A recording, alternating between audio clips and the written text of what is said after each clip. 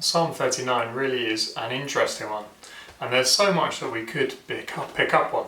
But I just want to focus in on verses 4 to 6. And I think of the idea of perspective. Having the right perspective is so important. And it is that perspective that David asks God for. He asks for perspective on his life, that he would view his life rightly. Particularly, he's thinking of the length of life. But what I find interesting is that David actually already knows the answer to that. Just see what he says in verse 5. You have made my days a mere handbreadth. The span of my years is as nothing before you.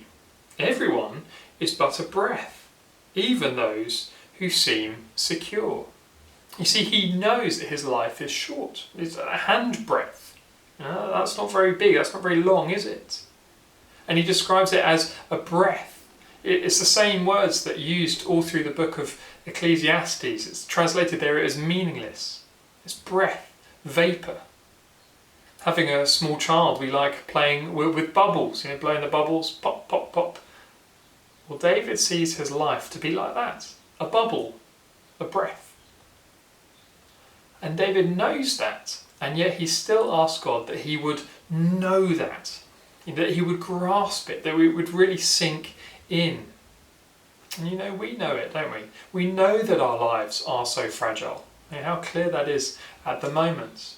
They are short, particularly when we think of them in a light of eternity. We know it, but let's pray that we would really know it, that our lives would be shaped by the perspective that we have. The particular way in which this right perspective will guard our lives is that it will keep us from searching for money and possessions now. That's what David has in mind. So in verse 6, he says, surely everyone goes round like a mere phantom. In vain they rush about, heaping up wealth, without knowing whose it will finally be. Why devote yourself to accumulating stuff when you're going to die and it's going to go to others? And often we don't even really know where it's going to end up. It's a point that Jesus made often as well, isn't it? Do not store up treasures for yourselves on earth, where moths and vermin destroy, where thieves break in and steal.